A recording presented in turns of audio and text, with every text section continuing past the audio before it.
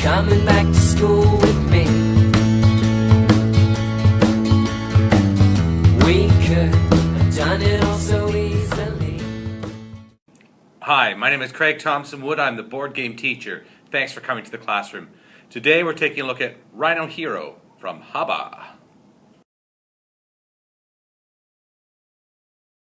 So in looking at the report card for Rhino Hero, I'm going to give the number of players a B+. I give it a B+ because it plays between 2 to 5 players, which is a nice group size.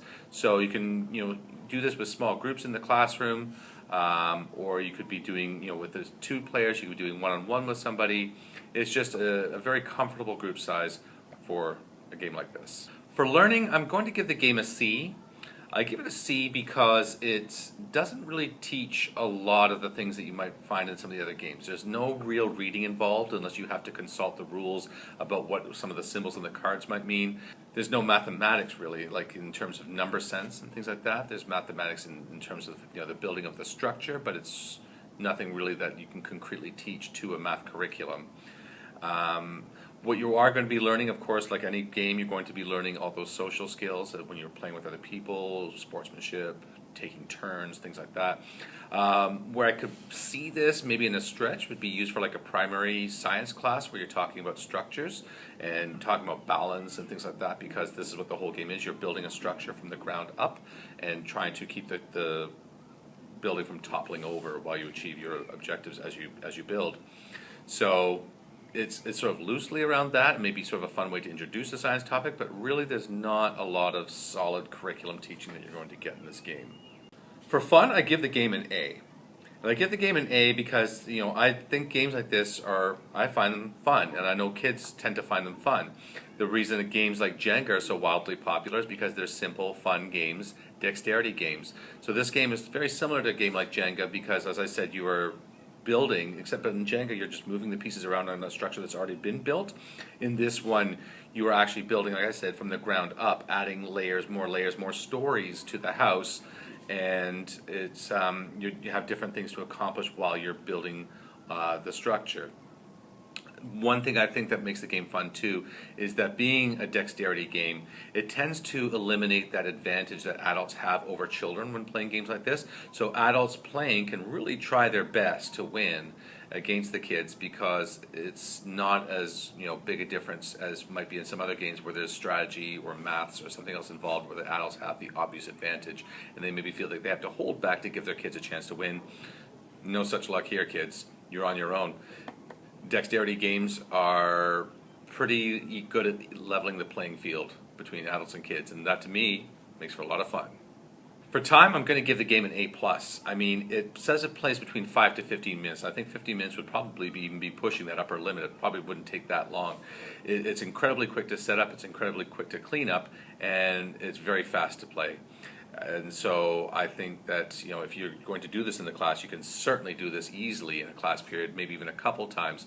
And I'll also talk a little bit more about how time may factor into something where I think this game really sort of shines. And I'll talk about that in a little bit. For cost, I'm going to give the game an A. I give it an A because I'm looking up on levelup.ca, they're charging $18.95 for this game. Now for $18.95 for a game that takes you so short time to play, you're going to be able to play it multiple times, maybe even in one sitting. And being a game like this, which is simple and entertaining for the kids, that again, they're going to want to play it. So the amount of times you're going to play this game for what you're paying, it's really sort of pennies. It's going to be inexpensive as far as board games go, but when you look at how many times you're going to get to the table, you are really going to get your money's worth out of a game like this.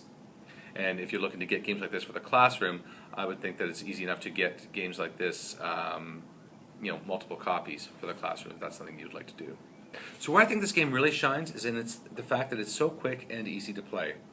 So to me, this would be a great sort of way to introduce people, get them sort of in the mood to play some games if they're maybe not so receptive to them in the first place.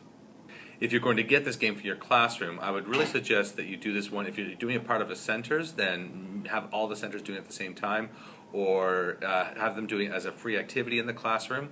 I wouldn't do this one like as a free activity if there's just a few people who have free time and the rest are still working, because this game, I think, as you're building, it's going to be very distracting. People just watching, anticipating this, so the tension of when is it going to fall, and even the people playing are going to be getting excited. So for a classroom, either do it as a class or do it as a free time activity during like maybe an indoor recess. But I wouldn't do this one even as a single center. It's just going to be too distracting.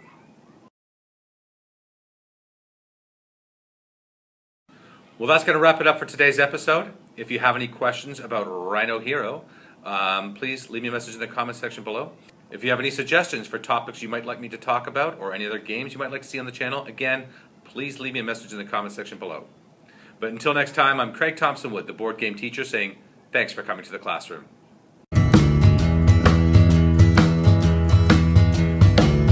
Are you coming back to school with me? We could have done it all so